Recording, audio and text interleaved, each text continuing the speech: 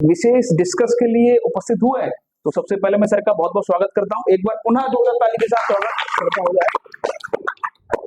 और आज बहुत आनंद आने वाला है इस सेशन में। और मैं एक बार सर की जानकारी ये बता दूं कि हम सब ऑफलाइन तो सुन ही रहे हैं आपको, बाकी ऑनलाइन हमें लगभग 1000 विद्यार्थी जुड़े हुए हैं पूरे भारत के, वो हमें सुनेंगे। तो मैं एक बार परिचय की दृष्टि से अगर बात करूं तो हमारे बीच में जो उपस्थित है वो आदरणीय उमेश चंद्र जी हैं। आप विचारक हैं, प्रबुद्ध वर्ग को आप बड़े स्तर पर लगातार अपना मार्गदर्शन देते रहते हैं और हम सब जैसे युवाओं को विभिन्न मार्गदर्शन देने के साथ में उनको आगे बढ़ने की प्रेरणा दी है। आप पुस्तक पढ़ने के शौकीन हैं और सत्य बात को कहने के आप दृढ़ संकल्पित हैं। और जिस डिस्कस हम करने वाले हैं फिनलैंड देश के बारे में विशेष जानकारी की, और फिनलैंड में कई बार जाकर के उसकी चीजों को जान परख कर चीजों को आपने सीखा समझा है, और आपकी प्रेरणा से ही आपके बच्चे भी आज के समय फिनलैंड में निवासरत हैं, वहीं पर रह करके अपना जीवन यापन कर रहे हैं और आगे निरंतर चीजों को गति दे रहे हैं। तो ऐसी सर का पुनः जोरदार स्वागत करके पॉडकास्ट को प्रारंभ करते हैं। आपका बहुत बहुत स्वागत है। बातचीत को हम प्रारंभ करते हैं। जैसे कि हम सब लोग कई बार मैप को देखते हैं और मैप को देखते हुए उस देश की प्रकृति क्या है, उस देश का कल्चर क्या है और वो देश वास्तव में किन खूबियों को लेकर रहता है। जैसे अपना भारत विविधताओं में एकता का प्रतीक देता है, विभिन्न प्रकार के कल्चर है। अपने देश में कई प्रकार के संबंध देखे जाते हैं, चाचा ताई, पारिवारिक संबंध, अम्मा दादा। तो मैं सर से पहला प्रश्न यही पूछूंगा कि वहां भी क्या हमारे जैसे देश में जो संबंध है उनको वहां पे फॉलो किया जाता है क्या? जैसे भारत में परिवार बना के लोग रहते हैं, इस तरह से फिनलैंड में भी रहते हैं जी। और अभी वहाँ ये कल्चर है कि भले ही लोग अलग अलग रहते हो, लेकिन रविवार के दिन, अच्छा, संडे के दिन बेटे अपने माता पिता से, दादा दादी से मिलने जरूर जाते हैं। अच्छा। और वहाँ लंबे समय से पारिवारिक व्यवस्थाएं पहले से ही मौजूद थी जी। अब थोड़ा सा आधुनिकता के प्रभाव में ये हो गया है कि युवा थोड़े से अब अलग होते आ रहे, यानी एकल परिवार का चलन जैसे अपन यहाँ चलता आ रहा, माने चलना प्रारंभ हो रहा है, ऐसे वहां पर भी ऐसा है। लेकिन यहाँ से स्पष्ट है कि वहां भी पारिवारिक कुछ संबंध बने हुए हैं। अच्छा, यहाँ पे हमारे यहाँ पर जैसे कि धर्म को लेकर के विभिन्न चीजें रहती हैं। अपने यहाँ धार्मिक कई जगह केंद्र बने हुए, मंदिर है, मस्जिद है, गुरुद्वारा है, चर्च है, विभिन्न प्रकार के। तो क्या वहाँ के लोग भी उन धर्मों को लेकर के ऐसा कुछ? हाँ, वहाँ चर्च भी है, मस्जिद भी है। अच्छा। और मंदिर एक दो ही है। अच्छा, मंदिर की संख्या कम है क्योंकि हिंदू जो है वहाँ करीब 11 से 15 हजार के बीच में ही रहता है। ठीक। तो चर्चों में लोग संडे वाले दिन, रविवार वाले दिन जाते, लेकिन ज्यादा भीड़ नहीं रहती जी। कुछ प्रमुख चर्चों में ही अधिक भीड़ रहती है, लेकिन सामान्यतया वहाँ पर भीड़, वहाँ ऐसा कोई प्रोटोकॉल नहीं है। अच्छा, कि साहब रविवार को जाना ही जाना है। लोग जाते हैं, अपनी मर्जी से जाते हैं, सुख शांति के लिए जाते हैं, वो एक अलग विषय है। लेकिन ऐसा नहीं है कि भाई बहुत चर्च में ऐसे बहुत बड़ी भीड़ निकल रही हो। अच्छा, माने सीमित दायरे में चीजें हो रहती। चलिए, बहुत सुंदर। अच्छा, अगर हम बात करें सर कि जैसे अपने यहाँ पर विभिन्न प्रकार के गली मोहल्ले, अन्य प्रकार के इंटरलॉकिंग ईंटें और उनके आरसीसी के द्वारा विभिन्न प्रकार की सड़कें, खरंजे, गली ऐसी पाई जाती हैं। वहाँ की सड़कें, वहाँ के गली, वहाँ के जो मोहल्ले हैं अपने से कैसे, अपने जैसे ही है कुछ भिन्न है? भिन्न है। वहाँ जो पुराना फिनलैंड है जी, हेलसिंकी के आसपास जहाँ लोग रहते हैं, वहाँ जरूर पतली पतली गलियां हैं जी, लेकिन व्यवस्थित है। अच्छा, व्यवस्थित है सारी योजनाएं। और जो नया बसावट हो रही है वो सरकार पहले वहाँ सड़क का निर्माण करती है। अच्छा, पानी का निर्माण करती है, बिजली का भेजने का प्रबंध करती है, तब वहाँ मकान बनते जी। जैसा कि अभी हमें एक चीज पता चली कि अपने भारत में क्या है कि सब लोग पहले मकान बना लेते जा करके, फिर इंतजार करते हैं भाई सड़क बनेगी, लाइट बिजली लगेगी, उसकी व्यवस्थाएं होंगी, लेकिन वहाँ वहाँ पहले पहले पहले सारी व्यवस्थाएं होंगी, होने उसके के बाद बाद तब मकान बनना हुआ शुरू प्रारंभ होगा। होगा। चलिए, यानी ये वास्तव में बहुत अच्छा एक नियम उन्होंने जो बना रखा है वो अच्छा है कि पहले उसकी फ्रेमवर्क बनेगा, आफ्टर दैट अपने मकान का निर्माण कर सकते हैं। ये बहुत अच्छी व्यवस्था है। हम लोग देखते थे भी सड़क बनेगी, विभिन्न प्रकार की लाइट आएगी, बिजली बाद में पहुंचती है, लेकिन पहले सरकार व्यवस्था देती है, उसके बाद में चीजें वहाँ एक होती बात और भी है हैं। कि मकान का जो लोकेशन है, जो उस वर्ष में तय हो गया है पहले से, उसी हिसाब का लोकेशन बाहर का बनेगा और इंटरनल भी लगभग 90% इंटरनल सरकार पहले से आवश्यकताओं के अनुसार तय कर देती है। बहुत सुंदर। अच्छा सर, एक चीज और मैं जानना चाहूंगा, जैसे अपने यहाँ पे बड़े स्तर पर चौराहों पर ट्रैफिक लग जाता है, दोनों तरफ बड़ी बड़ी ढकेले लगा लेते हैं लोग, और मन आए वहां पर अपनी कोई भी खोखा या इत्यादि चीजों को लेकर बैठ जाता है, तो क्या ऐसा वहां भी ऐसी चीजें हैं वहां पे? वहाँ कहीं इस तरह का नहीं। अच्छा, वहां पे वहाँ तो मेन सड़क से जी पेट्रोल पंप भी मेन सड़क से पहले आप अंदर को जाएंगे जी, तब उधर घूम करके पेट्रोल पंप होगी। यानी पेट्रोल पंप का पिछला हिस्सा सड़क की रोड की तरफ होगा, अच्छा, और अगला हिस्सा दूसरी ओर होगा, वही है, जिससे कि ट्रैफिक में किसी भी प्रकार का व्यवधान या दुर्घटना नहीं न हो। यानी कि पेट्रोल पंप भी सड़क के किनारे हमें वहां पे नहीं मिलती, सड़क से हट के ब्रेक, वो कम से कम 100-150-200 मीटर हट के। अच्छा, अगर एक चीज और मैं जैसे जानना चाहूंगा कि वहां पर जो अपने यहाँ पर बड़े स्तर पर नेटवर्क का प्रयोग करते हैं, कि जियो है, एयरटेल है इत्यादि, तो क्या इन्हीं नेटवर्कों का प्रयोग वहां पर हो रहा है? वहाँ का सरकारी वो है। अच्छा, वहां पर नेटवर्क वो अपना। चलिए, बहुत सुंदर। अच्छा, अभी हमने उसकी कुछ वैसी रोचक जानकारियों पर चर्चा करने का मन है। अगर हम बात करें तो वहां पर अभी लगातार बड़े स्तर पर हैप्पीनेस जो इंडेक्स आई है उसमें हुआ है। एक तो वहाँ के लोगों का बहुत शांत स्वभाव है। अच्छा, बहुत तेज नहीं बोलते जी, बहुत शांत रहते हैं, बहुत धीरे धीरे बोलते हैं। अच्छा, और मैं 4 बार गया हूँ वहाँ, 3-3 महीने लगभग रहा हूँ, मैंने कभी किसी में झगड़ा होते हुए नहीं देखा। अब मैं एक उदाहरण के तौर पर आपको बताता हूँ जी। हम लोग स्वीडन गए, ठीक है, क्रूज में बैठ के रात को गए जी, सुबह वहाँ पहुंचे। वहां से उतर कर, अब मैं थोड़ा ये रोकना चाहूँ, क्रूज ये क्या होता है? ये क्रूज जो है बड़े जहाज होते हैं, अच्छा, जिनमें लोग यात्रा करते हैं। तो उतरे, फिर वहां से हमें एक बस मिली जी, बस से हम स्वीडन की राजधानी स्टॉकहोम पहुंचे। चले गए, वहां घूमे फिरे, जो भी देखा था। जब लौटने में हमको जो बस मिली, ठीक, उसका किराया जी, तो हमारी जो बेटे की बहू थी वो पहली बार उसमें जैसे ही खिड़की में घुसी जी, तो कंडक्टर ने उससे पैसे मांगे। अच्छा, तो उसने जो किराए में डिफरेंस था, आए थे तब कम था, अच्छा, और जब जा रहे थे तो ज्यादा। अच्छा, हाँ, तो वो कहने लगी कि भाई हम तो अभी सुबह आए हैं, तो वहां से यहाँ तक का किराया इतना लगा था, आप तो ज्यादा मांग रहे हैं। अब वो बोला मैडम किराया इतना ही है। बोले नहीं, मैं तो सुबह आई हूँ, सुबह तो हमने इतना दिया था जी। अब इस बात पर दोनों में वार्तालाप होने लगी। तो पीछे जो लाइन खड़ी थी उनमें से कोई भी, जो फिनलैंड की भाषी थे जा रहा था जी, एक भी व्यक्ति कुछ भी नहीं कह रहा था, आराम से खड़े वार्ता को सुन रहे जी। अगर वही चीज हिंदुस्तान में होती तो शायद लोग ये कहते, मैडम आपको नहीं देना किराया, जाना तो मन दीजिए, हमें तो घुसने दीजिए। जी जी जी, बिल्कुल ठीक बात है, ऐसा हो। लेकिन वो सब शांत रहे। कंडक्टर भी यही कहता रहा, नहीं मैडम मेरा तो इतना ही किराया है। फिर उसने कहा ठीक है, अपने अधिकारियों से बात कराइए।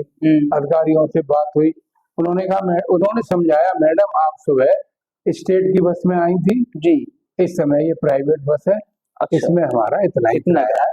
तो सबने किराया दिया, लेकिन किसी ने किसी भी प्रकार से धक्का मुक्की या ये कहना कि भाई आपको नहीं जाना तो मत जाइए, हमें घुसने नहीं कर। तो ये मेरा ये घटना ये बताती है कि बिल्कुल पीसफुल साइलेंट होकर के वो उन चीजों को सुन रहे थे।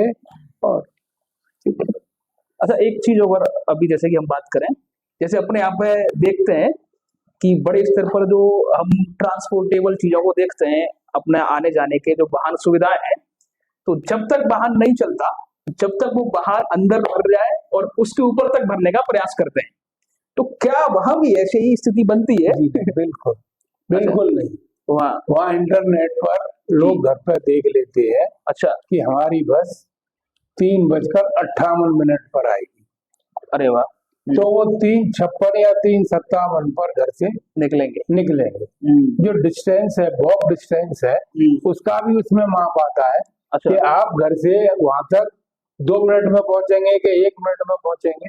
जी, तो 1 या 2 मिनट के ही प्लस माइनस से बस आपके स्टेशन पर पहुंच जाएगी। होगी। बहुत सुंदर। क्योंकि अच्छा, वहाँ ठंड इतनी पड़ती है। जी, अगर यात्री उसमें अपने साइड में इंतजार ही करता रहा और यहाँ की तरह से बस लेट आई, जी हाँ, तो वो तो ठंड में परेशान, हाँ, बीमार भी हो सकता है, बिल्कुल। कोई भी कुछ भी हो सकता है। तो बस मुश्किल से 1 मिनट 2 मिनट पहले तो आने का सवाल है, एक मिनट ही प्लस माइनस होगी। अगर जैसे कि हम बात करें कि बड़े स्तर पर अगर कहीं वाहन को चलाते हैं बिना हेलमेट के, और बिना हेलमेट के चलाने पर उसका चालान किया जाता है, तो वहाँ चालान व्यवस्था क्या है? क्या वहाँ भी कुछ लोग बिना हेलमेट के ऐसा चलाने? वहाँ मोटरसाइकिलें तो लोग बहुत कम चलती हैं, मोटरसाइकिल है बहुत कम लोग चलाते हैं, केवल युवा वर्ग ही, वो भी रेयर। अच्छा, आपको पूरी घूमते हुए पूरी 100-200 किलोमीटर में 1-2 ही कोई मोटरसाइकिल चलाने वाला मिलेगा। क्योंकि अधिकांश ठंड रहती है तो लोग मोटरसाइकिल नहीं। अच्छा, एक मैंने विषय और सुना है इसके बारे में कि वहाँ जो चालान होता है वो उसकी सैलरी पर बेस्ड है, कि जितने उसकी महीने की सैलरी है उसको उतना ही चालान भरना पड़ेगा, ऐसा कुछ भी होता है क्या? नहीं, आप ये भी है और ये भी है कि आप गलती किस प्रकार की कर रहे हैं। अच्छा, आपने जो मिस्टेक की है तो उस हिसाब का चालान है। अब जैसे हमारे यहाँ भी अब चालान ऑनलाइन और मोबाइल पर आते हैं, इस तरह से वहाँ पहले से ही आती है। अच्छा, तो चालान को लेकर के जो बातचीत है वो गलती के अनुसार उसको चालाना भरना पड़ता है। अच्छा, अगर मैं हम भ्रष्टाचारी की बात करें, अपने यहाँ पर बच्चा जन्म होने से लेकर मृत्यु तक विभिन्न प्रकार के भ्रष्टाचार में लिप्त है अपने यहाँ। अगर उसका जन्म प्रमाण पत्र भी बनवाएंगे, बर्थ सर्टिफिकेट, तो एक बड़े स्तर पर उसको शुरू में ही भ्रष्टाचारिता में संलग्न कर लिया जाता है। क्या वहां भी ऐसा भ्रष्टाचार बड़े स्तर पर है? नहीं, वहाँ तो पहले से ही उन्होंने ऐसे कड़े नियम बना रखे हैं। एक उदाहरण देता हूँ, जैसे कोई बच्चा पैदा होना है तो माँ बाप दोनों वहाँ अस्पताल में जाएंगे और जो डिलीवरी का टाइम है, और वहाँ आपको बता दूं करीब 99% बच्चे बिना ऑपरेशन के ही पैदा होते हैं। अच्छा, नॉर्मली पैदा होते हैं, और वहाँ पति का भी रहना आवश्यक होता है जी, जब डिलीवरी होती है। उस समय ही वो नाम आपसे पूछेंगे, अच्छा आपने इस बच्चे का क्या नाम रखा है? अरे वाह, वो वही दर्ज हो जाएगा कि इतने बजे इतने मिनट पर ये बच्चा पैदा हुआ और इसका इनके माँ बाप ये है और इसका नाम ये है। अरे मैंने एक चीज और सुनी है, जैसे अपने यहाँ पे बच्चे को 3 साल का होते ही पढ़ने बैठा दिया जाता है, लेकिन वहां बताया जाता है कि बच्चे को 7 वर्ष तक स्कूल ना जाने की व्यवस्था है कि स्कूल नहीं जाएगा। नहीं, ऐसा नहीं है। अच्छा, वहाँ डे केयर होता है जी, वहाँ अधिकांश पति पत्नी दोनों ही नौकरियां करते हैं। अधिकांश का मतलब कम से कम 60-70%। अच्छा अच्छा, तो अब मान लीजिए पति भी नौकरी पे जा रहा है और पत्नी भी गई है, अब बच्चा 6 महीने का 7 महीने का है, या तो वो दादा दादी के पास उसको छोड़ देते हैं जी, या फिर वो डे केयर में जाता है। तो डे केयर में वहाँ देखभाल करने वाली महिलाएं होती है और बच्चे की देखभाल करती है। और जो आपका टाइम है 3 बजे 4 बजे वहाँ के हिसाब से आप जाइए अपने बच्चे को घर ले आई। अच्छा। तो पढ़ाई तो ये समझ लीजिए कि 6 महीने जब आपका बच्चा डे केयर में जाता है जी, तभी से खाना पीना बैठना उठना बोलना तभी सीखो। वो वहीं से सीखता है। अच्छा, वहाँ पर एजुकेशन सिस्टम को लेकर अगर बात करें हम, तो वहाँ एजुकेशन सिस्टम किस प्रकार का है? सरकार से कितनी उसको मदद मिलती है और बालक को पढ़ने के प्रति कैसे सचेत किया जाता है? वहाँ जो डे केयर में ही बच्चे को सचेत किया जाता है पढ़ने के प्रति। अच्छा, गवर्नमेंट का क्या सपोर्ट है सरकार से? सरकारी स्कूल है वहाँ जी, तो डे केयर के बाद अपने आप बच्चे हाँ, बड़े स्कूल में जाने लगते हैं। अच्छा, और एक क्राइटेरिया है कि 3 किलोमीटर के अंदर या 4 किलोमीटर के भीतर जी, स्कूल होगा ही।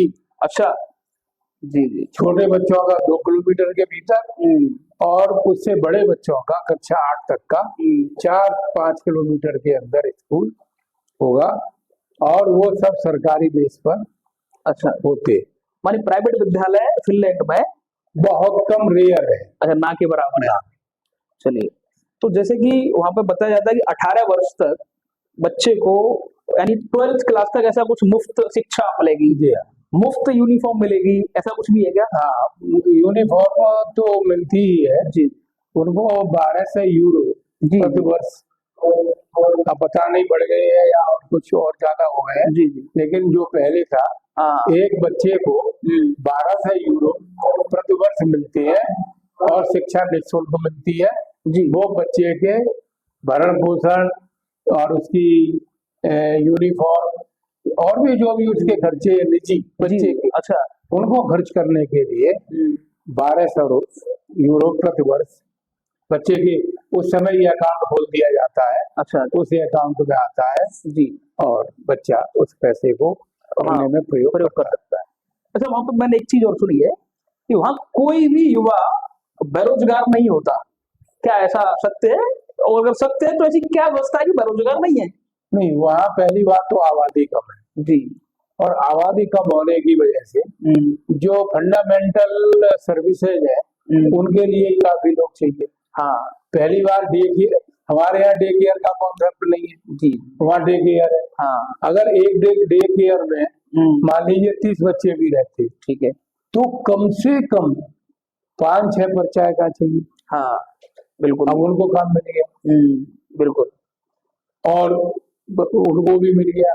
अब जैसे वहाँ पोस्ट का काम है या हमारे यहाँ पैम्पलेट बढ़ते हैं, ठीक है, इस तरह का काम है, तो वो घंटों के हिसाब से जी, युवा जो है वहाँ काम करता है और उसे डाकखाने से, पोस्ट ऑफिस से या जहाँ जिस किसी भी विभाग से वो संबंधित है वहां से उसे 1 घंटा 2 घंटा 3 घंटा करने का पैसा मिलता है। अच्छा, तो यानी कि बेरोजगारी वहां पे अगर नहीं है तो उसका कारण एक कम जनसंख्या भी है। अगर हम बात करें तो फिनलैंड की लगभग जनसंख्या 55 लाख है और अपने भारत की लगभग 140 करोड़ जनसंख्या है। अगर हम इस दृष्टिगत देखें तो हमारे यहाँ पे लगभग 25 से 26 फिनलैंड बन जाएंगे। तो एक सबसे बड़ा कारण कम जनसंख्या भी वहां पर एक अच्छा उसको वो रखती है। अच्छा, अगर हम बात करें कि अगर जो फिनलैंड है वहां किसी भी चीज को रिसाइकिल करने के लिए, जैसे कि अपने यहाँ से कोई चीज डिस्ट्रॉय खराब हो जाती है, प्रयोग में नहीं है, तो उसको अपने यहाँ पे खराब होने पर उसको कबाड़े में दे देते हैं, कबाड़ी हमको बदले में पैसा देकर जाता है। वहां ऐसी क्या व्यवस्था है? ऐसी कोई व्यवस्था नहीं है जी, वहाँ कबाड़ा खरीदने वाला कोई नहीं है। पहली बात। दूसरी बात, आप जो भी वहाँ जो कूड़े के हाउस बने हुए हैं उनमें बॉक्स रखे रहते हैं, ठीक है, तो बॉक्सों में आप गीला कूड़ा अलग पड़ता है, सूखा कूड़ा अलग पड़ता है। जी, अब आपका फर्नीचर है या टीवी है या और गद्दा है या कोई चीज खराब होती है तो आप उसे फोन करेंगे, जी, बताएंगे, वो आएगा जी, और आपसे शुल्क लेगा। अच्छा, और आपका वो चीज ले जाए। यानी कि हमारा सामान हम उस कबाड़े के रूप में किसी को दे रहे हैं अपना वस्तु, तो उसके साथ पैसा भी देना पड़ेगा, शुल्क देना पड़ेगा। अच्छा, डिस्ट्रॉय करने का। अरे वाह, बहुत सुंदर। तो वहाँ की व्यवस्थाएं अलग है। हम यहाँ पे अगर प्लास्टिक का भी प्रयोग है तो हमारी घर में माता बहनें उसको इकट्ठा कर लेती हैं और उसके बदले में पैसा ले लेती जैसे है।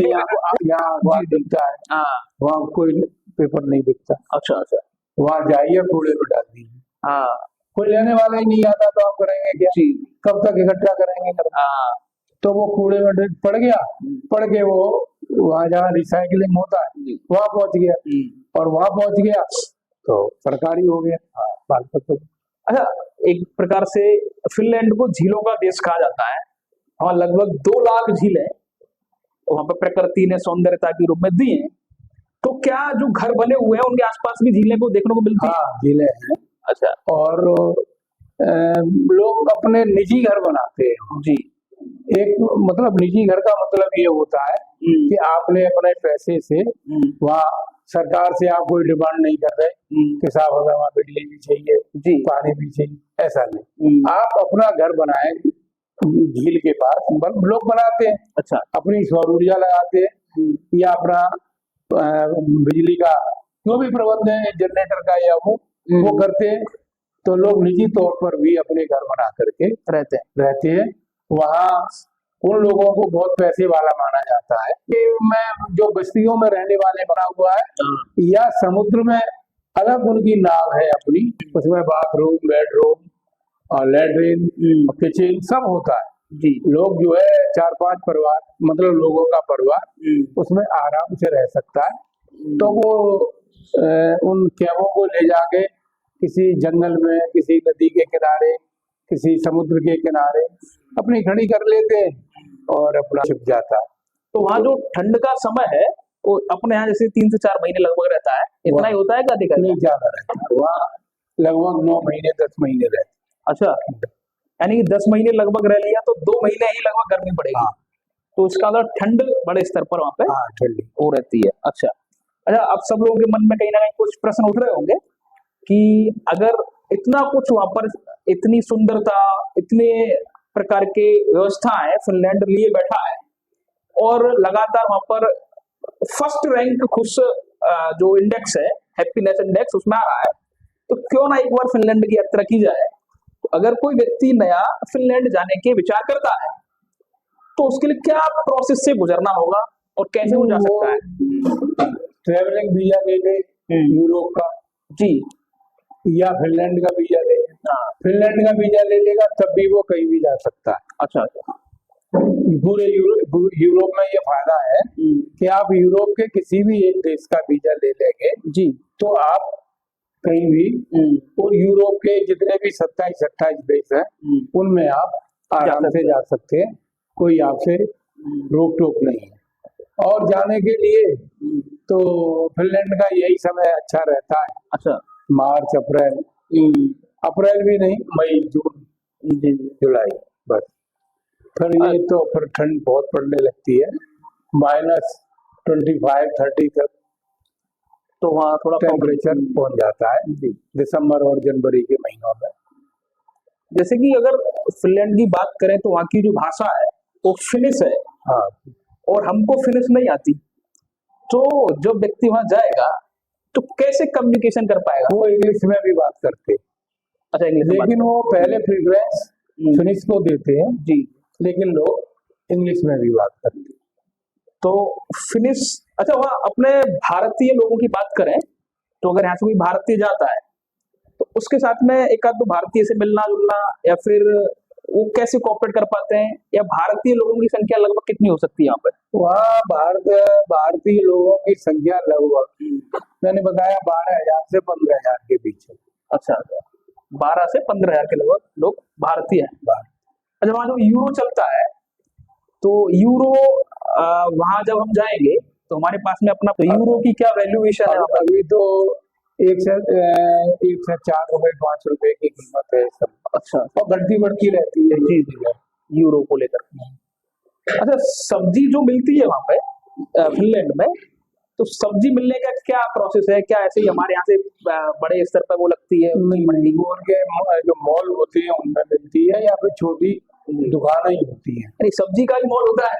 नहीं, जो मॉल होता है उनमें सब चीजें मिलती हैं, उन्हीं में सब्जियां मिलती हैं। अच्छा, लेकिन जो भारतीय सब्जियां हैं जो जैसा मैंने वहाँ सुना समझा है थाईलैंड और जर्मनी उधर की तरफ से आती है। अच्छा और ज्यादातर सब्जियां प्रोसेसिंग की हुई होती है। अच्छा अब जैसे गोभी है, जी अब गोभी का डंठल नहीं मिलेगा आपको। अच्छा हाँ, पूरा गोभी का पूरा। जी ऐसे ही पत्ता गोभी है, उसका डंठल नहीं मिलेगा। भिंडी आपको वैसे भी मिलेगी, लेकिन प्रोसेसिंग की हुई भी मिलेगी। अच्छा कि भिंडी कटी हुई हो गई और वो ठंडी करके तो हल्का सा और वो पैक। अच्छा अच्छा और लौकी भी मिलती है, तोरई अपने यहाँ की सारी चीजें वहाँ अच्छा हो जाती लगभग है मिलती है। जी कब वो जर्मनी से, स्पेन से, थाईलैंड से, जहाँ से भी व्यापारी को अपना अच्छा लगता है। और वहाँ लगभग क्योंकि शनिवार और इतवार की छुट्टी रहती है, अच्छा तो लोग शुक्रवार को दुकानों पर माल अच्छा बुधवार से आना शुरू होता है। जी बुध बृहस्पति और शुक्रवार की शाम या शनिवार की सुबह तक भारतीय जो भी सामान है जी वो सब लगभग हाँ समाप्त प्राय होते हैं। जी जिन्हें खरीदना होता है वो समय तक खरीद लेते हैं। अच्छा अपने यहाँ पे बड़े स्तर पर हम देखते हैं कि शाम होते ही बड़े स्तर पर लोगों की भीड़ बियर की दुकान पे, देसी शराब की दुकान पे और बड़े स्तर पर धूम्रपान का एक अच्छा खासा लोग सेवन करने वाले मिल जाते हैं। और कहीं ना कहीं थोड़ी सी दूरी पर नाली में लौटते हुए लोग भी दिखते हैं। क्या ऐसी स्थिति वहां देखने को वहाँ मिलती है? ऐसी स्थिति नहीं है। जी लोग शुक्रवार की शाम को हाँ आपको वहाँ कैब वो जो होता है होटल, जी वहाँ एक तरफ बियर या इस तरह के मादक पदार्थ पीने वालों के लिए भी जगह होती है, अच्छा वहीं बाहर जगह होती है सिगरेट पीने वालों के अच्छा अलग अलग। जी वहाँ वहीं बैठ के आदमी आपस में गपशप करते हैं, युवा भी बैठते हैं, वृद्ध लोग अपने वृद्धों में गपशप कर रहे हैं और वहीं लोग बैठते हैं और जो भी है पीते हैं। लेकिन मैंने कहीं तक ऐसा नहीं देखा अच्छा कि लोग असामान्य व्यवहार कर रहे हो या असामान्य रूप से जी उनकी स्थिति हो बनी हो। अच्छा वहां पे मैंने सुना है कई प्रकार की प्रतियोगिताएं भी आयोजित की जाती है वहां। तो एक मैंने सुनी थी कि प्रत्येक रविवार को मॉस्क्यूटो किलर प्रतियोगिता होती है, मच्छर मारने वाली। ऐसा कुछ है कि वो वैसे ही दे रखा है? हो सकता है कि जिन दिनों में गर्मी पड़ती है, वैसे तो जाड़ों में मच्छर वहाँ होते नहीं है, जी लेकिन गर्मी के दिनों में जहाँ झील वील के किनारे होते हैं वहाँ मच्छर पाए जाते हैं जी तो वहाँ होती होंगी प्रतियोगिताएं समय काटने के एक लिए। प्रतियोगिता मैंने और सुनी थी उसमें कि एक प्रतियोगिता होती है, स्लीप डे मनाया जाता है एक दिन। तो वहाँ स्लीप डे में क्या होता है कि जो परिवार का सदस्य सबसे लेट उठता है उसको उठा करके ठंडे पानी में डाल दिया जाता है। ऐसा कुछ वहां पर हाँ ऐसा है, वो ये जो है केवल ऐसे समझ लीजिए जैसे अपने यहाँ होली पर अच्छा होता है, इस तरह के वो है, उनके रूप बदले हुए हैं बस। और अच्छा जैसे कि अभी हम पॉडकास्ट जब कर रहे थे तो भी ध्वनि प्रदूषण बड़े स्तर पर हमारे यहाँ सामान्य रूप से होता है और अगर उसको मना किया जाए तो उसके प्रत्युत्तर में वो हमसे हरासमेंट के रूप में गुस्सा दिखाएगा ही दिखाएगा। तो क्या ऐसी स्थिति वहां सामने से देखने को मिलती है? कोई डीजे बजा रहा है, बड़े स्तर पर साउंड लगे हुए हैं, आप उसको इस तरह से समझ लें, लोग वहाँ हॉर्न भी नहीं बजाते। अच्छा अब आपके प्रश्न का अगर उत्तर हो गया जी तो समझ लीजिए कि लोग हॉर्न भी यानी कि नहीं बजाते। गाड़ी ठीक है, अगर सामने लाइट है और सामने गाड़ी खड़ी है तो वो हॉर्न नहीं बजाएगा, क्योंकि वो जानता है कि जैसे ही वो होगी हरी लाइट, ग्रीन लाइट होगी तो गाड़ी अपने आप बढ़ जाएगी जी, मैं भी बढ़ जाऊंगा। हॉर्न बजाने का कोई मतलब नहीं होता। यहाँ तो लोग बिना मतलब के ही हॉर्न बजाते हैं। रास्ता नहीं है, उन्हें खूब पता है कि रास्ता नहीं है, फिर भी पीछे से हॉर्न बजा रहे हैं। तो यहाँ तो शोरगुल का जी, और शायद यही कारण है यहाँ लोग बहुत तेजी से जोर से बात करते।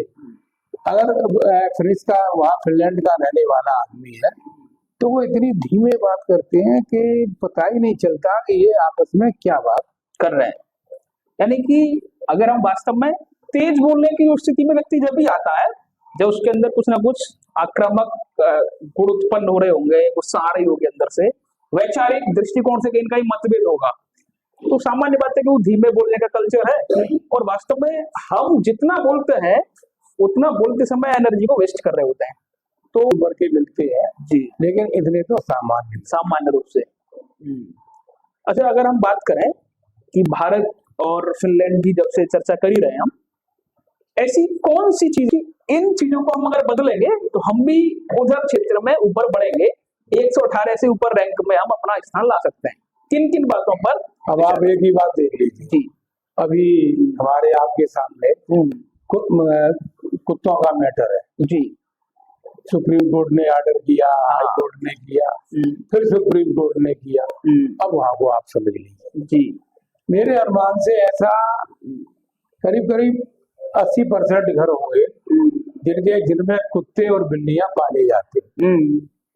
अब वो कुत्ते को पालता है और वो जंजीर में बना हुआ होता है कुत्ता, जी, और वो उसे टहलाने ले जाता है। 200-300 किलोमीटर कुत्ता तेज दौड़ता है तो वो भी तेज दौड़ता है, कुत्ता धीमे चल रहा है तो वो भी धीमे चल रहा है। जी, कुत्ता कहीं रुक गया तो रुक गया। ठीक है। अब अगर कुत्ता घर से बाहर निकला है तो उसे अब अगर हम दूसरी भाषा में कहें तो वो पॉटी भी जाएगा और वॉशरूम भी जाएगा। हाँ, अब वॉशरूम उसने कहीं भी कर दिया तो कोई बात नहीं, ठीक है। अगर उसने कहीं पॉटी कर दी तो वो हाथ में एक प्लास्टिक की थैली जी, उनके हाथ में लगी हुई होती है, जी। उल्टी। अच्छा, उल्टी, हाँ, यूं हाथ डाला थैली में और यूं चढ़ा दी। ठीक है।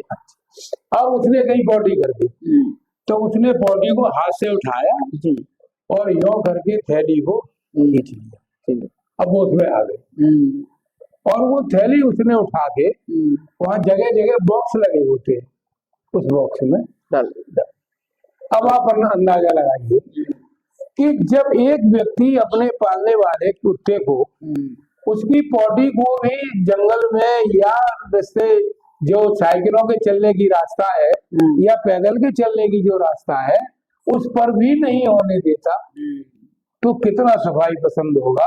और आप अपने हिंदुस्तान से तुलना करके देखिए। जी, यानी कि एक बहुत बड़ा वास्तव में संदेश है। और हम सब लोग भारत में स्वच्छता दिवस तक मनाते हैं, लेकिन उसके बाद भी भारत बड़े स्तर पर नजर छिपते ही गंदगी करने का मन हर व्यक्ति के अंदर होता है।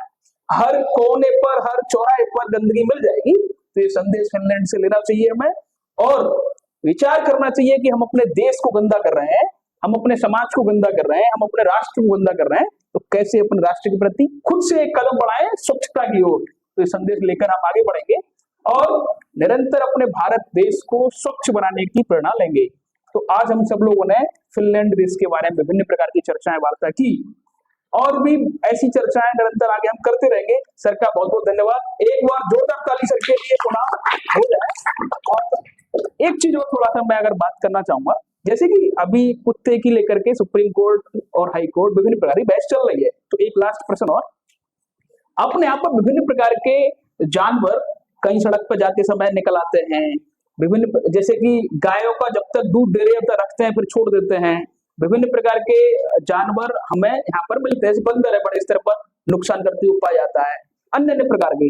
तो क्या वहां भी ऐसे कुछ जानवर, ऐसे कुछ बड़े स्तर पर परेशान करते थे? मतलब जो भी कोई भी पशु सड़क पर नहीं घूमता। अच्छा, और जो भी पालता है उसकी रेस्पॉन्सिबिलिटी है जी, उसकी सुरक्षा करने की और दूसरों को सुरक्षित करने की, जी, उसकी भी, पशु की भी सुरक्षा करने की और पशु से किसी को नुकसान न हो उसकी भी उसी व्यक्ति की जिम्मेदारी है जो उस चीज को पाल रहा है। चाहे वो गाय हो, वहाँ भैंस तो होती नहीं क्योंकि इतनी ठंड में वो पलेंगी नहीं, गायों का ही वहाँ दूध प्रोडक्शन होता है जी। तो बड़ी बड़ी डेयरियां होती हैं, एक एक किसान के पास 10-10, 15-15, 20-20, 25-25, 30-30, 40-40, 50-50 गाय होती हैं। अच्छा, और वो दूध का काम करता है। अरे वहाँ गाँव हम गाँव में भी निकल के गए हैं जी, हमने कहीं भी उनको नहीं देखा।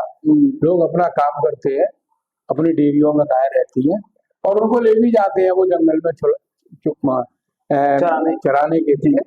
तो एक आदमी आगे होगा और एक आदमी पीछे होगा। अच्छा, ऐसा ही बच्चों का होता है। जो बच्चे डे केयर में या स्कूल में पढ़ते हैं उनको इधर उधर जब टहलाया जाता है तो 10 बच्चों पर 2 टीचर होती है। अच्छा, एक टीचर आगे चल रही होगी हाँ। और एक पीछे चल रही होगी। अरे तो उनको भी ऐसे घुमाने ले जाते हैं टेक केयर में। और बच्चा कहीं रुक भी गया तो वो उसको बार बार यूं नहीं करेगी चल चल चल चल चल, नहीं कहेगी, हाँ। वो खड़ी रहेगी।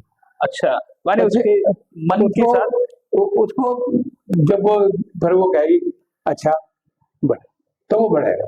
अच्छा। और वो फिर रुक गया तो वो फिर रुक जाएगी। अरे बिल्कुल स्वतंत्रता है। बच्चे की जो स्वतंत्रता का जो पाठ है हाँ वो बचपन से ही सीखता है और अनुशासन का भी सीखता है। हाँ दोनों पाठ सीखता है, स्वतंत्रता का भी जी। और अनुशासन का भी। अनुशासन में कोई बस में ट्रेन में कोई धक्का मुक्की नहीं जी, जितने लोग चढ़ने हैं उतने ही चढ़ेंगे। और अगर भीड़ भी है ज्यादा तो बस वाला तब तक खड़ा रहेगा, गेट को खुला रखेगा जब तक सारे लोग बैठ नहीं जाते। चढ़ नहीं। यानी कि सभी लोगों का व्यवस्थित रूप से ध्यान दिया जाता है। यहाँ तक कि बच्चों के बारे में अगर हम बात करें, अगर अपने भारत में आप आकलन करिए कि बालक ऐसे रुक जाए तो पीछे से एक सीधे खींच कर कान में पड़ता है, तो ऐसी स्थिति फिनलैंड में देखने को नहीं मिलती। यानी हर व्यक्ति का एक अपना महत्व है, अपनी इंपोर्टेंस है, अपना इंडिपेंडेंस है, स्वतंत्र है, मजबूत है और अपने विचार के साथ में अपना जीवन यापन कर सकता है। विभिन्न चीजों की चर्चा वार्ता हुई, तो किन्हीं का प्रश्न अगर कुछ पूछने जैसा हो तो अपना प्रश्न पूछ सकते हैं। फिनलैंड से संबंधित कोई अगर किसी के मन में बात आ रही हो तो अपने यहाँ से क्या भिन्न है, किसी को भी पूछना हो स्वतंत्र है। किसी को पूछना है क्या कुछ? हाँ भाई, तुम्हारा कोई प्रश्न? दिखाओ।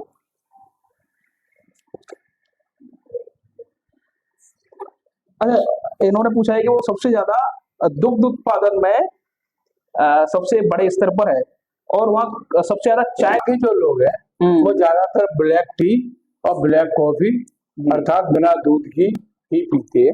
अच्छा, हाँ, क्योंकि वहाँ ठंडी इतनी पड़ती है तो वो उन्हें ऊर्जा देती है और गर्मी भी देती है जी। और कुछ लोग तो चीनी भी नहीं डालते उसमें। अच्छा, कुछ लोग चीनी की बात। एक इनका प्रश्न है कि फिनलैंड जो है पहले नंबर पर है, उसके बाद भी उसकी जनसंख्या इतनी कम है, वहां पे अन्य लोग जो माने कि उसकी जनसंख्या माने कि रैंकिंग को देखते हुए भी वहाँ अधिक संख्या क्यों नहीं बढ़ पा रही, क्यों लोग वहां पर नहीं जाने का अपना वो कर पा रहे? मतलब उसका सीधा ये है कि सरकार जब आने देगी जब तो सरकार का एक लिमिट यहाँ की तरह से तो नहीं है, किसी को भी आने दिया। बांग्लादेश से भी आ गया, म्यांमार से भी आ गया, लंका से भी आ गया, नेपाल से भी आ गया, पाकिस्तान से भी आ गया। यहाँ धर्मशाला की तरह से नहीं है। वहाँ तो लोग जो जाएगा वो वीजा लेके जाएगा। और कोई आसपास ऐसा देश नहीं है, स्वीडन भी खुशहाल देश है, तो उनके लोग काय को आएंगे या आएंगे भी तो वो भी खुशहाल है और यहाँ भी खुशहाल नहीं है। और रूस में भी खुशहाल नहीं है। तो जहाँ पानी कहाँ आता है जब ज्यादा भरा हुआ, ठीक बात है। तो हमारे देश के आसपास के जो देश हैं वो देश से गरीब है और गरीब होने की वजह से वो भारत की तरफ भागते हैं। और दूसरा यहाँ का जो राजनीतिक तंत्र है वो भी अलग, वो वहां से अलग है। वहाँ देश प्रथम है जी, उसके बाद राजनीति है। चुनाव भी होते हैं, ऐसा नहीं है कि इस देश में ही चुनाव होते हैं। चुनाव का क्या कल्चर है? हाँ, चुनाव भी होते हैं और नीचे के स्तर तक होते हैं, पार्षद तक चुने जाते हैं। आप वोट डाल दीजिए, आपका वोट वहां पहुंच गया। अरे बहुत सुंदर। यानी कि अपने यहाँ पर बड़े स्तर पर जब चुनाव आयोग बनता है उसका एक बहुत बड़ा खर्चा होता है, विभिन्न प्रकार के, यानी कि यहाँ तक कि पढ़ाने वाले अध्यापक 1 महीने की पढ़ाई जो पढ़ाने का अध्यापन कार्य छोड़कर पूरी चुनाव प्रक्रिया में लगते हैं। पूरा प्रशासन लगता है, बड़ा पूरा टीमें लगती हैं, इतना बड़ा पैसा खर्च होता है। वहाँ ऐसा कोई वो नहीं है, सीधे सीधे अपने फोन के सभी लोग पढ़े लिखे हैं। क्योंकि बच्चा पहला होते ही जब डे केयर में जाता है तो वहां से स्कूल जाता है। वो बात अलग है कि कोई हाई स्कूल तक शिक्षा ली, किसी ने इंटर तक ली, कोई ग्रेजुएशन किया, कोई स्नातक बना, कोई इंजीनियर बना, कोई डॉक्टर बना, वो एक अलग विषय है। लेकिन जो मूलभूत शिक्षा थी वो तो सभी को मिली गई। बिल्कुल, और वो शिक्षा का उपयोग भी करता है। यहाँ शिक्षा का उपयोग कम होता है और अन्य चीजों का उपयोग ज्यादा होता है। बस ये अच्छा, अपने यहाँ पर जब चुनाव होता है तो बड़े स्तर पर रैलियां निकलती हैं, बड़े बड़े सम्मेलन होते हैं, तो ऐसा कुछ वहाँ पे पिछली बार में चुनाव प्रचार कैसे वही होता है? था अच्छा अच्छा, और वहाँ राष्ट्रपति का चुनाव होना था। ठीक है। तो हम और हमारा बेटा, उसकी बहू और जी। बेटी, जी। हम सब लोग जा रहे थे। तो सामने पोस्टर लगे हुए थे, मैंने काम करना चारों को भाग एक उस पर, तो वो आज तो चुनाव का आखिरी दिन है, अच्छा। लैपटॉप लाई हो कि हाँ लाई, कि देखो वो अपना इशारा करके बता रही थी कि इसको वोट देना है।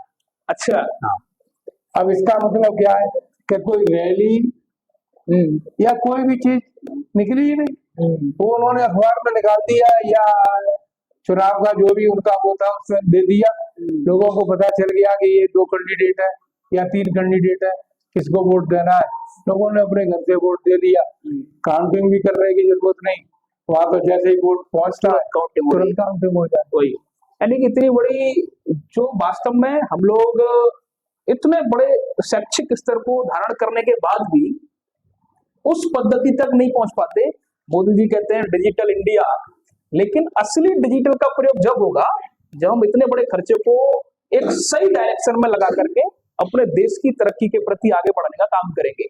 इतनी बड़े तंत्र को हम अपने डिजिटली माध्यम से, क्योंकि आज के समय में सबके पास फोन की सुविधा है, तो क्यों ना अपने भारत में भी ऐसी व्यवस्था लागू हो, फोन के माध्यम से हम वोट अगर दे देंगे तो कितना बड़ा व्यवस्था अपने आप स्वतः समाप्त होकर के खुद अच्छी एक स्थिति को प्राप्त कर पाएंगे, बहुत बड़ा खर्चा बच जाएगा हमारा। तो ये बहुत अच्छी चर्चा हम लोगों के बीच में रही। अगर और किसी का प्रश्न हो तो हमें हाँ दे सकते हैं, ठीक है। तो अच्छा, वहां पे राष्ट्रपति और प्रधानमंत्री, उनमें से शक्ति किसकी अधिक रहती है? जैसे अपने यहाँ पे प्रधानमंत्री सुप्रीम है, वो राष्ट्रपति ही प्रधानमंत्री को नियुक्त करता है वहाँ। अच्छा, राष्ट्रपति ही प्रधानमंत्री को, अरे वहां पे उल्टा है, राष्ट्रपति, अच्छा राष्ट्रपति जो है प्रधानमंत्री को नियुक्त करता है, यानी कि अपने यहाँ पे जो प्रथम श्रेणी के अंतर्गत रखा जाता है प्रधानमंत्री को, वहां पर राष्ट्रपति रहता है। चलिए, अच्छा, ये इन्होंने एक प्रश्न रखा है कि भारत में आध्यात्मिकता को सर्वोपरि माना जाता है, जिससे कई धर्म बंधुओं को भी देखा जाता है। फिनलैंड की स्थिति आध्यात्मिकता पर क्या है? वहां कैसे लोग मेडिटेशनल चीजों को रिफॉर्म करते हैं? वो सारी चीजों को स्वीकार, अच्छी जितनी भी अच्छी चीजें हैं संसार की, जी, उन्हें स्वीकार करने में उन्हें कोई दिक्कत नहीं। वो योग भी करते हैं, अच्छा, प्राणायाम भी करते हैं, अरे वाह, और यहाँ तक है कि अब धीरे धीरे आयुर्वेद की ओर भी आकर्षित हो रहे हैं। अच्छा अच्छा, क्योंकि एलोपैथिक से जो उन्हें परेशानियां होती है या जो उन्हें दिक्कतें होती है, जी जी, तो जो उन लोगों को बताया गया, तो अब वो आयुर्वेद की तरफ भी अग्रसर हो रहे हैं। लेकिन चूंकि आयुर्वेद का जो उन्होंने प्रमाणीकरण कर रखा है अपने यहाँ, जी, उस तरह का अभी हमारे यहाँ प्रमाणीकरण नहीं है। हाँ, इसलिए वहाँ उसको विकसित होने में दिक्कत है आ रही। यानी कि हम लोग आध्यात्मिकता के साथ में खुद को खुश रख पाते हैं, वो बिना इन चीजों के ही उन चीजों को प्राप्त कर चुके हैं। तो और सबसे बड़ी बात ये है कि वहाँ संग्रह की जो प्रवृत्ति है वो कम है। अच्छा, लोग जो है वर्तमान में खुश रहते हैं, जो भी उनके पास है खूब खर्च करते हैं, घूमते हैं और उसमें खुश रहते हैं। यानी कि व्यक्ति जो अभी वर्तमान में, जैसे कि सर ने बताया कि वर्तमान में रहते हैं, इसका सबसे बड़ा खुश रहने का एक कारण भी है, क्योंकि आज का जो व्यक्ति है वो दुखी 2 चीजों से है, एक तो अतीत की चीजों को लेकर के और भविष्य की चीजों को लेकर के। वर्तमान भूल जाता है। अतीत क्या है? एक प्रकार की राख है, उसका कोई महत्व नहीं है।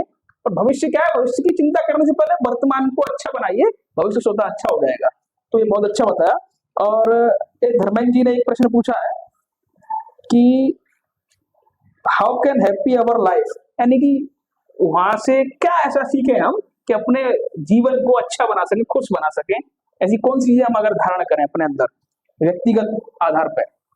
व्यक्तिगत आधार पर सबसे बड़ी बात तो ये है कि जैसे अभी कहा गया था कि भाई हम वर्तमान में जिएंगे, जो कुछ भी हमारे पास है अगर हम उसमें संतुष्ट रहेंगे तो प्रसन्नता, ज्यादा प्रसन्न रहेंगे, और यही उनका जी वो रहता है। बिल्कुल ये सत्य बात है कि हम वर्तमान में जिए, वर्तमान के चीजों को अच्छा बनाएं। अगर हमारा आज बेहतर होगा तो कल निश्चित रूप से हो जाएगा। और दूसरी बात एक और है कि हमारे यहाँ जो है वो विरोधाभास ज्यादा है। हाँ हम एक दो हम सब चीज चाहते हैं, जी, वो नहीं मिल सकती। हाँ हम इंडियन कल्चर भी चाहते हैं और वेस्टर्न कल्चर भी चाहते हाँ, बिल्कुल ठीक बात है। हैं। हमें परिवार की संपत्ति पर उपयोग करने के लिए इंडियन कल्चर चाहिए हाँ, और स्वतंत्रता में वेस्टर्न वेस्टर्न कल्चर कल्चर चाहिए। चाहिए, ये दोनों चीजें नहीं चल सकती। नहीं चल सकती, और जब ये दोनों मिलती हैं तो उसके दुष्परिणाम सामने होते हैं। आते हैं। वहाँ वेस्टर्न कल्चर है, ठीक है, किया नहीं किया चला गया। अब वो दिन भर जो भी काम करेगा वो अपने ऊपर कमाएगा, खर्च करेगा। अरे 12 साल का बच्चा वहाँ स्वतंत्र है, उसे हाँ। किसी पैसे वो मोबाइल रख सकता है, मोबाइल लग सकता है। 8 साल तक का बच्चा वहाँ मोबाइल नहीं रख सकता। अच्छा, हाँ, उससे बड़ी उम्र के बच्चे 12 साल का बच्चा मोबाइल रख सकता है, और 14 साल के बच्चे को अभिभावक ये नहीं उसको रोक सकते कि तुम कहाँ गए, अच्छा, कहाँ से आए, क्या किया। हाँ, लेकिन पूछते हैं, लेकिन फिर भी एक प्रेशर दे करके नहीं या उसको मानसिक तनाव दे करके आप नहीं पूछ सकते। और इसकी सबसे बड़ी वजह ये भी है कि माँ बाप भी सोच लेते हैं कि भाई 14 साल का हो गया, ठीक है, अपना जो भी कर रहा होगा अच्छा कर रहा है। तो वहां पे एक चीज और मैंने देखी है कि जैसे अपने यहाँ पर बड़े स्तर पर व्यक्ति मतभेद रखता है, द्वेष भावना रखता है, आपसी जेलसी जलन भावना रखता है, तो क्या ऐसी जलन भावना, ऐसी द्वेष भावना वहां व्यक्ति आपस में एक दूसरे से रखता है क्या? वो इतना समय ही नहीं है उनके पास। भाई रात को सोने का समय होता है, दिन में काम करने का समय होता है। आबादी कम होने की वजह से सारे लोग काम में बिजी रहते हैं। लेकिन स्वतंत्रता का मतलब ये है अब वहाँ कि वहाँ परिवार भी अब टूट रहे हैं। अच्छा, हाँ, अब जैसे दो बच्चे हैं, एक माँ अलग रह रही है, पिता अलग रह रहा है, एक बाप के साथ रह रहा है, एक माँ के साथ रह रहा है। अच्छा, वहाँ लगभग 20% ऐसे परिवार हैं जिनके बच्चे या बेटे बेटियां डिवाइडेशन में जी रहे। अच्छा, तो डिवाइडेशन ही होने का कारण क्या है? डिवाइडेशन अहंकार है, एक दूसरे का ईगो है जी, बस, और कोई बात नहीं है। कमा तो वो भी रही है, कमा वो भी रहा है आदमी, लेकिन वो जो अहंकार है, मैं बड़ा हूँ या ऐसा क्यों कर दिया, वैसा क्यों कर दिया। क्योंकि मेरी जो बेटे की बेटी है, तो मैं कभी उससे पूछता हूँ तो दादाजी वो तो अकेली रहती है। अच्छा, मैंने कि और कौन है घर में? क्या उसका फादर काम करने जाता है, वो रात को आता है, और उसकी मम्मी नहीं है? क्या नहीं, मम्मी तो उसको भाई को लेकर के अलग है। अच्छा, तो बच्चों में ये मतलब जो इंडिपेंडेंसी है जी, वो अपने आप आती है, हाँ, डे केयर की वजह से, स्कूल की वजह से, और वहाँ की सामाजिकता की वजह से। तो कहने का हमारे यहाँ बच्चों पर कुछ जरूरत से ज्यादा ही कंट्रोल रहता है। हाँ, उन्हें स्वतंत्र नहीं होने दिया जाता। हाँ, और जो है वो दिक्कत भी है, बच्चों के साथ जो हादसे होते हैं वहाँ किसी की हिम्मत नहीं है। जी, मैं आपको एक घटना सुनाता हूँ बस, ठीक है। हमारा जो फ्लैट था वो 5वीं मंजिल पर था, एक पहाड़ी पर। उसकी खिड़की के सहारे में बैठा हुआ था, सामने सड़क थी, ठीक है, मैं देख रहा। वहाँ इधर से बेटियां आती हैं, होंगी कोई 10 साल की, वहाँ बेटे बेटों की उम्र के साथ शरीर का स्टफ भी बहुत अच्छा, जलवायु अच्छी होने की वजह से शरीर बड़े सुदृढ़ और सुंदर होते। तो बेटियां स्कूल से आई अपने, तो वो आपस में अपने कर रही थी। तो जेब्रा क्रॉसिंग होती है जी, तो जेब्रा क्रॉसिंग को क्रॉस कर रही, ठीक है। तो वो ये जो उसकी लाइन होती है तो वो जंप मार रही थी, ठीक है, कि कितनी लाइन हम जंप कर सकते मार रहे हैं, ये मैं ऊपर से जज कर रहा था, ठीक है। अब इधर से आकर बस भी रुक गई जी, उसने हॉर्न नहीं बजाया। अच्छा, इधर से भी आके बस रुक गई, उसने भी हॉर्न नहीं बजाया। इधर भी बस रुकी हुई है, इधर भी ट्रैफिक रुका हुआ है, कारें रुकी हुई है, लेकिन कोई भी हॉर्न नहीं बजा रहा। अरे वाह, बहुत सुंदर। और वो बच्चियां इधर से उधर हाँ लाइनों की क्षमता बढ़ाने के लिए जी कोई इधर से कूदती थी, कोई इधर से कूदती थी। हाँ अब मैं ऊपर से बैठा बैठा देख रहा था, अचानक एक बेटी ने होकर के हाँ देखा, उन्होंने कहा ट्रैफिक रुका, हाँ फिर वो एक साइड में हो तुरंत हटाई। गई। लेकिन बस वाला मालूम है क्या कह रहा है, पहले तुम निकल जाओ इधर, अच्छा या तुम्हें इधर निकलना है तो तुम निकल जाओ, मैं अपनी गाड़ी बाद में निकालूंगा। ये धैर्य है ठीक बात। जिसका हमारे यहाँ बहुत बड़ा अभाव। ये वास्तव में व्यक्ति को धैर्यशाली होना चाहिए, और यहाँ पर धैर्य ना होने के कारण ही इतने घटनाएं आपस में द्वेष भावना लड़ाई जो हो रही है उसी का कारण है। ठीक बात है। तो आज हम सब ने फिनलैंड के बारे में विशेष चर्चा की है। मैं अच्छा एक दो प्रश्न और इनका है। अच्छा वहाँ पे इन्होंने पूछा है कि सबसे ज्यादा वहाँ की फेमस चीज क्या है, ऐसी वस्तु कुछ ऐसा हो। वैसे वहाँ जो है लकड़ी के बन जो है अच्छा बहुत ऊंचे ऊंचे, हाँ 40-40, 50-50 फुट ऊंचे, अच्छा अच्छा यानी कैमरा भी मोबाइल का मिस हो जाता है, इतने ऊंचे ऊंचे पेड़। अच्छा अच्छा पूरा पेड़ आप कैमरा में हाँ अच्छा ले नहीं नहीं सकते, अच्छा अरे वाह, इतने ऊंचे ऊंचे पेड़। हाँ तो और स्ट्रॉबेरी, अच्छा स्ट्रॉबेरी जो आता स्ट्रॉबेरी होती है, है। आलू का भी उत्पादन होता है, मटर का भी होता है, गेहूं भी होता है। जी लेकिन हमारे यहाँ का गेहूं की प्रोटीन जो है ज्यादा साफ होती है, वहाँ का गेहूं थोड़ा सा कालेमन होता है। जो भी प्रोडक्शन होता है सब्जियों में, आलू है, बैंगन है, ये सारी सब्जियां होती हैं जो वेजिटेरियन है और जो जाड़ों में हमारे यहाँ पैदा होती है, जैसे ठंड में पैदा होती है वो वहाँ भी होती है। अच्छा अच्छा एक लास्ट प्रश्न। वो आप प्रोसेस बस इतना है कि अगर आप ट्रैवलिंग वीजा पर जा रहे हैं तब तो आपका रिटर्न का टिकट भी होना चाहिए, और आपकी योग्यता क्या है थोड़ा सा ये भी देखते हैं। आपसे इंटरव्यू हुआ था आपका? हाँ नहीं, मेरा तो इंटरव्यू इसलिए नहीं हुआ कि क्योंकि मेरे बेटा ने मुझे स्पॉन्सर किया था। अब मान लीजिए आप करते हैं तो आप तो टूरिस्ट वीजा पर जाएंगे तो उसमें कोई इंटरव्यू की बात नहीं, केवल रिटर्न टिकट आपका होना चाहिए, क्योंकि वो ये सुनिश्चित करेंगे आप जा करके लौटेंगे। नहीं, बहुत से लोग रुकते हैं, रुक जाते हैं, लेकिन दिक्कत खड़ी होती है।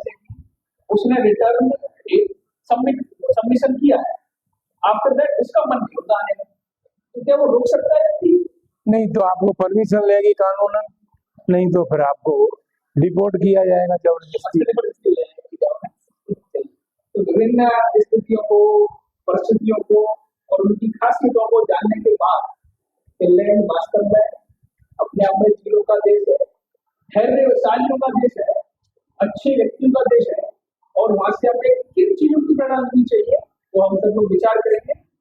जो लोग भी इस वीडियो को देख पा रहे हैं उनसे निवेदन है कि पूरी चीजों को सुनने के बाद आकलन करें और इन चीजों को सुनने के बाद सोचना उतारें।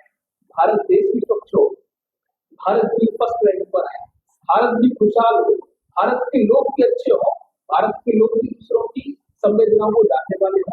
ऐसी उन सभी उम्मीदों के साथ मैं इस सेशन को समाप्त करता हूँ। बहुत बहुत धन्यवाद सर। एक बार